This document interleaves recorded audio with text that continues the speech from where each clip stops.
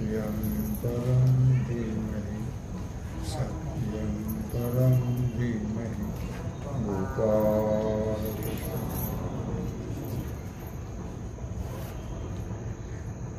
तैसे विषेन्द्रिय दुखी जे सुख जीवाते पोखी मग उपडिला खडके हंस जैसा। भगवान सिद्धेश्वराच्या असीम कृपेनं श्री रुक्मिणी पांडुरंगाच्या चरणाजवळ बसून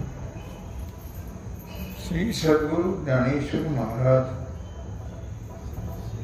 श्री जगद्गुरु तुकाराम महाराज, श्री संत एकनाथ महाराज यांच्या चरण सानिध्यामध्ये आपण सर्वजण मिळून महान ग्रंथराज ज्ञानेश्वरीच्या 18व्या अध्यायाच्या 798 ओळीचा आपण विचार करतो आहोत। विषय आहे सुख। सात्विक सुखाचा आपण विचार केला, आता राजसी सुखाचा विचार चाललेला आहे। माऊली म्हणतायत आणि भगवान श्री कृष्ण परमात्मा अर्जुनाला सांगताय, तैसे विषयेंद्रिय दोखी जे सुख जीवाते पोखी। विषय आणि इंद्रिय, कारण 5 ज्ञानेंद्रिय आहेत आणि 5 कर्मेंद्रिय आहेत। विषय सुद्धा 5च आहे। प्रत्येक इंद्रियाचा एक स्पेशल विषय आहे आणि प्रत्येक इंद्रियाचे एक स्पेशल कर्म आहे। कर्माचे प्रकार 5 आहेत आणि विषयाचे प्रकारही 5 आहेत। विषय आहे कान, त्वचा, नेत्र, घ्राण, 5 ज्ञानेंद्रिय आहेत। डोळे, नाक, कान, रसना आणि त्वचा। कानाचा विषय आहे शब्द, नेत्राचा विषय आहे रूप, घ्राणाचा विषय नाकाचा विषय आहे गंध, सुगंध दुर्गंध, रसनेचा विषय आहे स्वाद चव आणि त्वचेचा विषय आहे मृदू कठीण स्पर्श। तसेच 5 कर्मेंद्रियाचे हे 5 कर्म आहेत। हाताचं घेणं देणं, पायाचं जाणं येणं, हस्तपाद, जिव्हा, जिभेचं बोलणं, रस चाखणं आणि मूत्रेंद्रिय आणि जननेंद्रियाचं मूत्रत्याग आणि मलत्याग, असे 5 इंद्रियाचे 5 कर्म आहेत। 5 इंद्रियाचे ज्ञानेंद्रियाचे 5 विषय आहेत। माऊली म्हणतात, तैसे विषयेंद्रिय दोखी। त्याप्रमाणे विषय जे आहेत त्यांचा इंद्रियाशी संयोग झाल्यानंतरच ते विषय त्या इंद्रियाला प्राप्त होतात, संयोगाने। अर्थात पराधीनतेचा जो दोष आहे त्या दोषापासून होणारं जे सुख आहे ते सुरुवातीला जीवाला पुष्ट करते, प्रसन्न करते। कोणत्याही विषयाचं सेवन हे सुरुवातीला जीवाला प्रसन्न करते आणि परिणामी मात्र त्याचं दुःख भोगावं लागतं. कोणताही विषय असू द्या, आरंभी आहे, सुख वाटतं आणि शेवटी दुःख प्राप्त.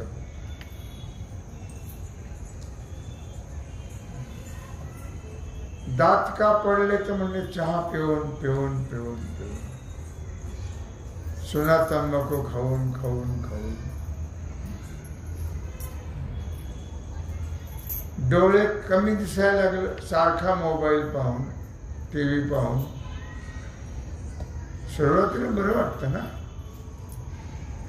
कान का बहिरे झाले विरुद्ध ऐकून ऐकून. पाय का बरं गुडघे दुखतात, पाय दुखतात, खूप जास्त कष्ट केले चालले म्हणून. हाताचंही तसंच आहे. कुठलंही इंद्रिय जे आहे ते विषय त्याचे अगोदर सुख वाटतं त्या विषयाचं आणि परिणामी मात्र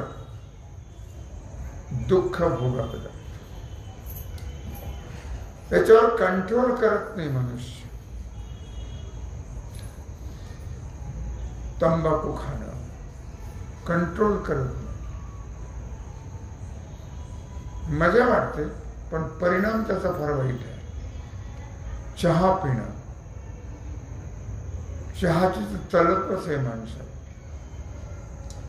पण त्याचे परिणाम फार वाईट आहे. चहापासून, मी काही एजंट नाही, चहापासून 28 रोग होतात. चहापासून गोड लागतो चहा, तरतरी येते, आळस जातो, पण त्याचे परिणाम मात्र फार वाईट भोगावे लागतात. कुठलाही विषय तसाच आहे. आती तिथं माती. म्हणून म्हटलं या ठिकाणी कंट्रोल करणं फार महत्वाचं आहे. अति नको आहे. मग उपडीला खडकी हंस जैसा. पण जसा तो राजहंस आहे, राजहंस विशेष करून कुठं राहतात ते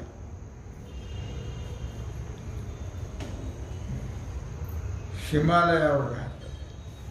हिमालयात कुठे राहतात ते तळ आहे ना, तळ. त्या तळ्याला काय नाव आहे? मानस सरोवर. मानस सरोवराच्या ठिकाणी राजहंस असतात. तिथं त्या मानस सरोवरामध्ये रत्न मिळतात, रत्न. आणि ते रत्न खातात ते राजहंस. राजहंसाचा चारा आहे रत्न. पण तिथे जे खडक आहे भोवताली, त्याच्यावर जर पाणी साठलं गेलं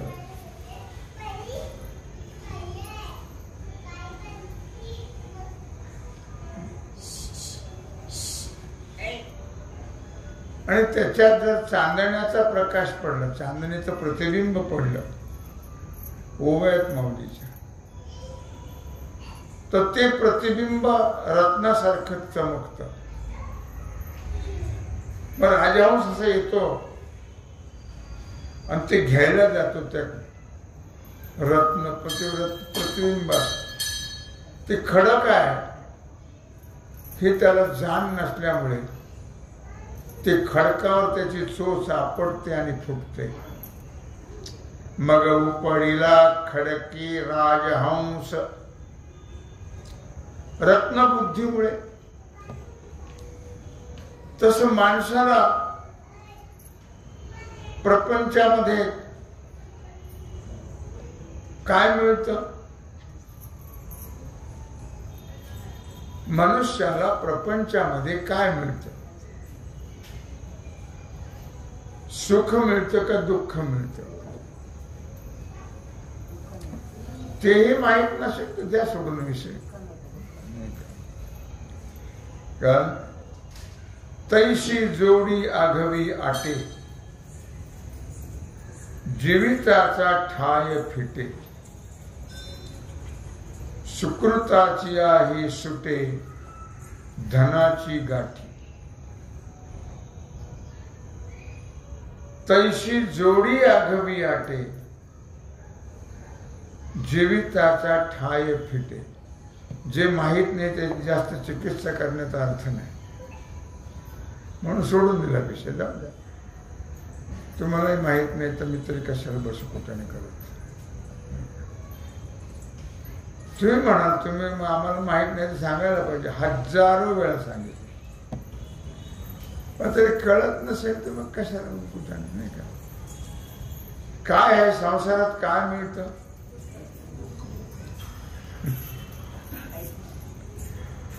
दुःख मिळतं संसारात.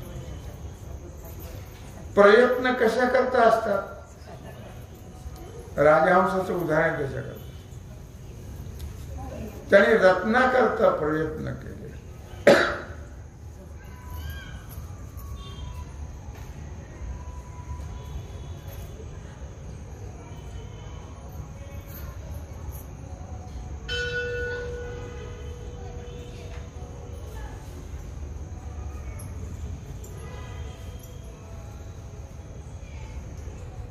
पण त्याची चोच फुटली गेली.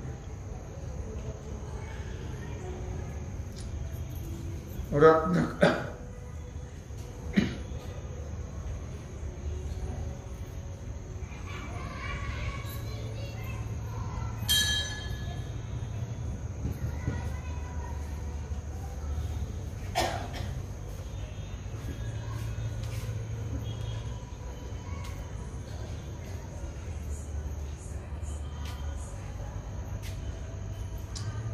बरेच दिवस आणि परिणाम झाला.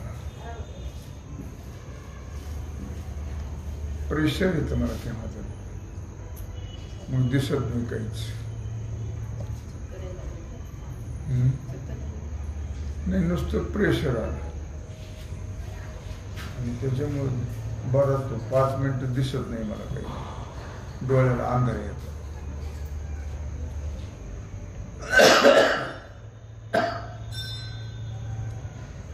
तैशी जोडी आघवी आटे.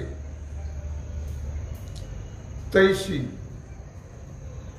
आता आपण उदाहरण दिले विषय आणि इंद्रियांचे राजहंस आणि रत्नाचे. त्याप्रमाणे तैशी जोडी आघवी आटे जीविताचा ठाय फिटे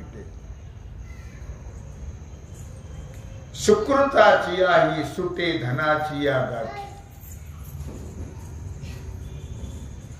तैशी त्याप्रमाणे जोडी जोडलेलं मिळालेलं मिळवलेलं धन मालमत्ता ही ज्यावेळी आपल्याला पारखी होते आपलंच असतं.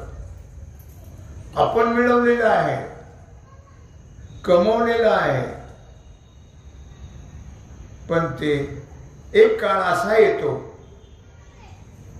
की त्या काळामध्ये सर्व आपल्याला पारख होत. त्याचा उपभोग आपण घेऊ शकत नाही.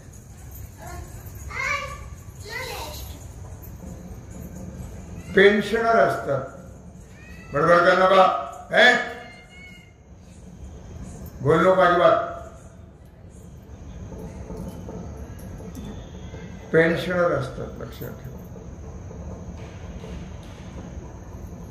पेन्शन मिळते जोपर्यंत ते चालतात तोपर्यंत चांगली गोष्ट आहे. पण ज्यावेळी इंद्रिय शिथिल होतात मग जाता येत नाही सही करता येत नाही लवकर आणता येत नाही. मग कोणाला तरी घेऊन जावं लागतं घरातल्या माणसाला आणि ते पैसे ते घेतात. मग यांना मागावे लागतात. आज मला थोडेसे दिन खर्च आहे, देवाला वगैरे असं लागतात, मागायची पाळी येते. एकदा आपण परतंत्र झालो की मग दुःख भोगवलं. आपलं असून जोडी म्हटलं इथं, जोड मिळवलेलं. तैशी जोडी आघवी आटे, ज्यावेळी ते सर्व आपलं संपलं जात, परतंत्रता प्राप्त होत. जीविताचा ठाय फिटे, आयुष्याचा आधार असलेलं आरोग्य. आयुष्याचा आधार आरोग्य आहे, लक्षात. आरोग्य जर संपलं, आरोग्य जर चांगलं नसेल तर आयुष्याला धोका निर्माण. सुकृताची या सुटे धनाची गाठी. आणि मग धन आणि पुण्य दोन्ही संपल्या जातात, त्याची गाठ सुटते. मग त्या पुण्याचा उपयोग होईल एखाद्या वेळेस. पण धनाचा असूनही त्याचा उपभोग आपल्याला घेता येत नाही. पारतंत्र्यामुळे, शरीर पारतंत्र्यामुळे, इंद्रिय पारतंत्र्यामुळे आपण त्याचा उपभोग घेऊ शकत नाही. धन असूनही नष्ट झाल्यासारखं होतं. सुकृताची या सुटे धनाची गाठी. आणि भोगिले जे जे काही ते स्वप्न तैसे होय नाही. जोपर्यंत यावत स्वस्थमिदं शरीरमर्दं यावत जरात उरतो, जोपर्यंत शरीर चांगलं होतं, इंद्रिय चांगली होती, अंगात ताकद होती, आणि भोगले जे काही, त्यावेळी जे भोगले विषय ते स्वप्न तैसे होय पाय. ते स्वप्नासारखे होत. स्वप्न जसं ज्यावेळी आपण पाहतो त्यावेळी ते सत्य वाटतं, आणि जागे झाल्यावर तेच स्वप्न मिथ्या ठरत, खोट. त्याप्रमाणे आतापर्यंत जे भोग भोगले ते पुढे शरीराच्या प्रतिकूलतेमुळे स्वप्नवत होतात. मग तुम्ही जरी सांगण्याचा प्रयत्न केला तरी ते फोल ठरतं. कोणी त्याला किंमत देत कोण नाही.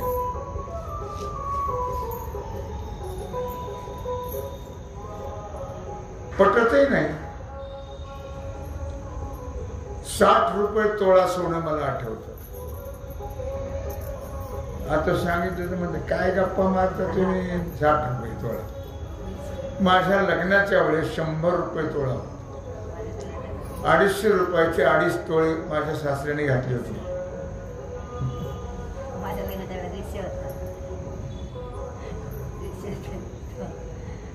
₹1.5 आणि ₹2.25 तूप मी विकलं आमच्या घरच्या म्हशीचं. पटेल का? नुसतं ऐकत जा. काय स्वप्नवत झालं ते सगळं, व्यर्थ गेलं. जे जे आपण पूर्वी भोगलं पवित्र शुद्ध, ते आता मिळेन असं झालं. ते आता स्वप्नवत झालं. मग हानीची या घाई लोळावी उरे. मग राहिले ते फक्त दुःख, खेद. मग खेद वाटतो. कसं होतं, कसं झालं, काय करू आणि कसं करू, मग खेद निर्माण होतो, दुसरं काहीच होत नाही. दुःख आपण कसं भोगलं, काय आनंद भोगला, मला तरी आता खेद होतो. तर महिन्याला मी पंढरपूरला जायचो, आता कामच देत नाही शरीर, त्याच्यामुळे खेद होतो. मला दिसतो पांडुरंग सारखा, त्याच्याबद्दल वाद नाही, कारण मी पंढरपूरलाही फार वर्ष राहिलो, 4-5 वर्ष सारखा पंढरपूरलाच राहिला होतो. आणि चातुर्मासही मी तिथं पाठ सांगितले. बाई इथं सांगायच्या, मी पंढरपूरला 4-4 महिने राहून तिथं वेदांताचे पाठ घेत होते. आता फक्त राहिल्या त्या आठवणी, तो आनंद आहे पण आता तो भोगता येत नाही. मग हानीची घाई लोळावी, मग नुसत्या आठवणी राहतात आणि मग नुसतंच खेद उरतो, बाकी काही शिल्लक राहत नाही. तसं काही नाही आहे. तो आनंद नाही, ते सुख नाही, ते सर्वच नाही. आता पारतंत्र्य आहे. तुम्ही द्यायचं ना आम्ही खायचं, मग असं पारतंत्र्य आहे. आता तो आनंद राहिला का नाही राहिला, म्हणून इथं म्हटलं मग हानीची घाई लोळावी उरे, मग नुसता खेद करायचा नसतो. नको खेद करू कोणत्या गोष्टीचा, पती लक्ष्मीचा जाण तसे, पती लक्ष्मीचा हरिमुखी गाता, हरपली चिंता त्या नाही मागुता, जन्म घेणे. आता खेद नाही, नको खेद करू कोणत्या गोष्टीचा. आता खेद करून काय उपयोग आहे. या गांधी मैदानामध्ये 12 लिटर दूध मिळायचं, आज जे 70-80 देऊनही मिळत नाही. हा करडीला त्याचे चड्डे भरलेल्या, त्याचे शर्ट भरलेले शेणाने, दुधाचे कॅन्डे घेऊन येत असे बिचारा. त्याच्याकडे आम्ही दूध घ्यायचो, प्युअर दूध. फार महाग झालं की 1 रुपया लिटर घ्या. 4 वाजेपर्यंत दूधवाली बसत होती. तुम्हाला कोणाला आठवत असेल नसेल, 4 वाजेपर्यंत. आता फक्त आठवणी राहील. आता तसं दूधही नाही राहिला प्युअर. आता इंजेक्शन दिलेले खावं लागतं दूध, आणि पावडर मिसळलेलं, केमिकल मिसळलेलं दूध खावं लागतं. आता फक्त खेद, दुसरं काहीच नाही राहिलं. तसं काहीच नाही. आता बक्षी गहू नाही, जोड गहू नाही, सगळं प्युअर काही राहिलंच हो नाही. आता फक्त खेद.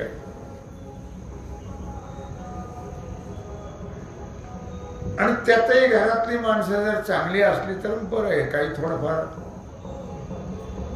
नाही तर सगळं आयतानच करायचं असल्या करणारी असली मग सगळं संपलं.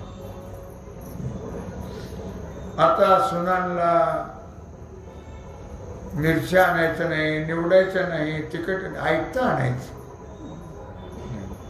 त्यात सगळं मिक्स असतं. रंगीत रंग मिसळलेला असतो. भाज्या सुद्धा रंगीत होतात. तिखट लागते का भाजी? तिखटच तसं आहे बघा. असू दे कसं आता काय करते.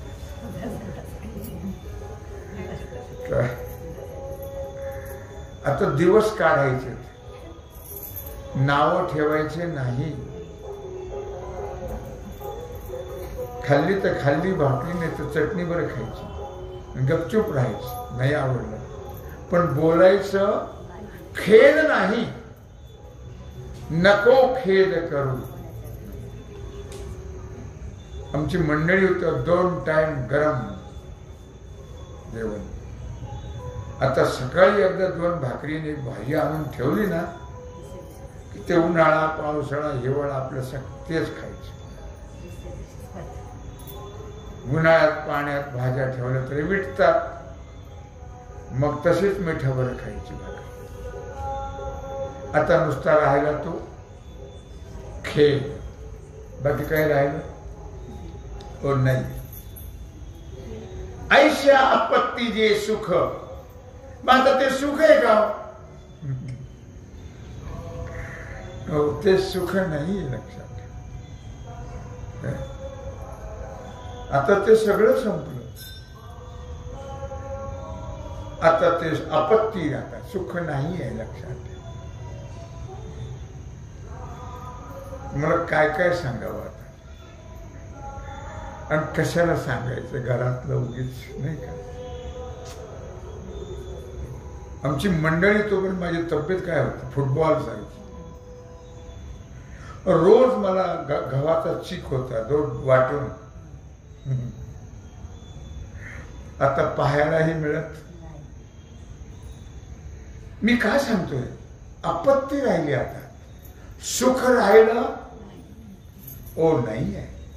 ऐशी आपत्ती जे सुख, तर सुख म्हणावं का? नाही म्हणावं लक्षात. म्हणून सगळ्यांचे पती पत्नी आयुष्यभर राहोत असं माझी देवाला प्रार्थना. कुणाच्या वाटेला असं दुःख येऊ नये. उगे मी परमार्थातला माणूस आहे म्हणून राहिलो आतापर्यंत. काय मी ते मानत नाही, पण कोणाचे पती पत्नी, कोणाचे सर्वत्र सुखिनः सन्तु, सर्वे सन्तु निरामयाः, सर्वे भद्राणि पश्यन्तु, मा कश्चित् दुःखमाप्नुयात्. ही माझी प्रार्थना देवाला असते. देवा, कोणालाही दुःख नको वाटायला येऊ. सर्वांना सुखी ठेव, आनंदात ठेव आणि सर्वांचं कल्याण कर. ही रोज माझी प्रार्थना. किंबहुना सर्व सुखी पूर्ण होवोनितीही लोकी, भजिजो आदि पुरुषी अखंडी. सर्व सुखी असावे हीच देवाच्या चरणी प्रार्थना. लॉकडाऊन मध्ये कोट्यावधी लोक मेले, भयंकर वाईट प्रसंग, कोट्यावधी. लक्षात ठेवा, घराच्या घर बंद झाली, लहान लेकरं राहिले, माणसं मोठी गेली. भयंकर दुःखाचा प्रसंग. म्हणून देवाला प्रार्थना, देवा किंबहुना सर्व सुखी, सर्वांना सुखात ठेव, आनंदात ठेव. ऐशा आपत्ती जे सुख, ऐहिकी परिणामी देख, परत्वे किर विख होऊन परते. याप्रमाणे जे सुख या लोकामध्ये आपत्ती रूपाने आहे, आपत्ती रूपाने, आपत्ती रूपाने ते परिणामाला प्राप्त होतं. जे पूर्वीचं सुख ते आता आपत्ती रूपाने प्राप्त झालं. आता सुख राहिलं नाही, सुख नाहीच आहे. पण जरी मानलं आपण तरी ते ऐशा आपत्ती जे सुख, ऐहिक परिणामी देख. जे सुख या इहलोकातलं ते आता आपत्ती रूपाने परिणामाला प्राप्त होत. आणि परत्वी किर विख होणी परते. आणि परलोकामध्ये म्हणजेच नरक लोकामध्ये परिणामी त्याचं विष होत आणि दुःख भोगावं लागतं. जे इंद्रिय जाता लळा, दिधलिया धर्माचा मळा, जाळून भोगी जे सोहळा विषयांचा जेथ. जे इंद्रिय जाता लळा, दिधलिया धर्माचा मळा, जाळून भोगी जे सोहळा विषयांचा जेथ. अर्थात जिथं इंद्रियांचे चोचले पुरवल्या जातात, इंद्रियांचे लाड केले जातात. लक्षात ठेवा, इंद्रियांचा लळा, दिधलिया धर्माचा मळा. इंद्रियाचे लाड पुरवले असता पुढे धर्माचा हिरवागार मळा खाक होऊन जातो. जाळोनी भोगी जे सोहळा विषयांचा जेथ. तो जो धर्माचा मळा आहे तो जाळून विषयाचा त्याग करून स्वरूप सुख भोगावं लागतं. कारण सुख तेच आहे. आपण कोण आहोत हे आपल्याला माहित नाही, आपण कळून घेत नाही, कळत नाही. आपल्याला सांगितलं तरी आपल्या लक्षात राहत नाही. आपलं स्वरूप आनंद स्वरूप आहे, सच्चिदानंद. आपलं स्वरूप म्हणजे देह नव्हे हे लक्षात ठेवा. देह हे भाडोत्रीय, देह हा पाचाचा अनिला उष्णा, शेखी ज्याची त्याला देणे लागे. हे पंचतत्वाचं शरीर आहे. पृथ्वी, आप, तेज, वायू, आकाश. शेवटी यांना हे द्यावं लागतं, जावं लागतं. मग ज्यांचं घेतलंय त्यांना द्यावं लागतं. आपल्याला त्याची कल्पना नाही आहे, आपल्याला ती माहितीही नाही, आपण ती जाणून घेत नाही. काय म्हणून जाळोनी भोगी जे सोहळा विषयांचा जेथ. अर्थात मग स्वस्वरूपाच्या सुखाचा सोहळा जर भोगायचा असेल तर काय करावं लागतं? आपला पर्वत विषय झाला, या बाकीच्याचा त्याग करावा लागतो आणि स्वस्वरूप जाणून घ्यावं लागतं. मग तो आनंद आपल्या जवळच आहे तो, पण आपल्याला तो मिळत नाही. अवीट गे माय विटेना, अवीट गे माय विटेना, जवळच आहे परी भेटेना. अवीट गे माय विटेना. आपला जो आनंद आहे, आपलं जे सुख आहे, अवीट आहे, न संपणारा आहे, पण आपल्याला मिळत नाही. माहित नाही ना आपल्याला. त्याला ज्ञानोबाने 9व्या अध्यायामध्ये 3 दृष्टांत दिलेले आहेत.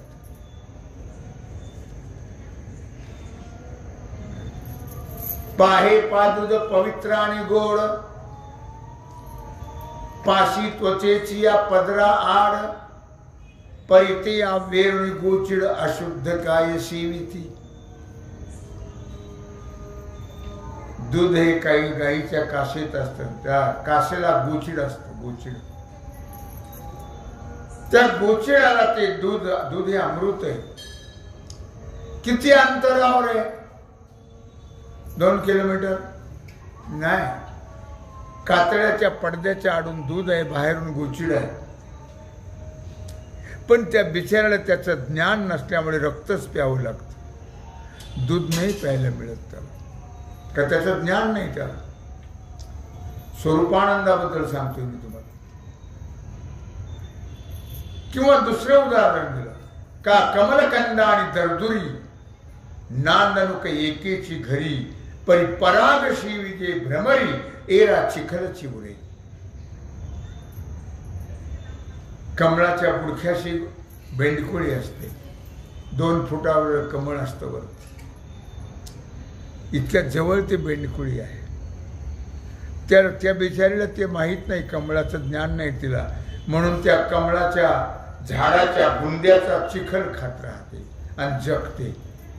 आणि लांब लांबून भुंगे येतात आणि त्या कमळातला मकरंद सेवतात आणि आनंद भोगतात. तसं आपलं आनंद आपल्या जवळ. तैसा हृदयामध्ये मी राम असता सर्व सुखाचा आराम, पण भ्रांताशी काम विषयावरी. तसा आनंद कुठे आपल्या हृदयात आहे, आपल्यात आहे. राम म्हणून आपण आपल्याला माहित नाही, आपण करतो काम. राम गेला की अमरधाम. राम आपल्या जवळ आहे, राम आहे म्हणून आपण काम करतो. सर्व घटी राम देहा देही एक, सूर्य प्रकाशक सहस्र रश्मी हरिमुखे म्हणा. आपल्या जवळ आपला परमात्मा आहे, तोच आत्मा. त्याला म्हणतात राम आत्मा राम दोन्ही एकच आहे. आणि तो सुख ते सुखरूप आहे. पण आम्हाला कल्पना नसल्यामुळे, आम्हाला कळत नसल्यामुळे त्या बेंडकुळीसारखं आम्ही चिखल खाऊन राहतो, त्या गोचड्यासारखं रक्त पिऊन राहतो, पण दूध मिळत नाही. म्हणजे तो आनंद आम्हाला जवळ असून मिळत नाही, दुःख भोगावं लागतं.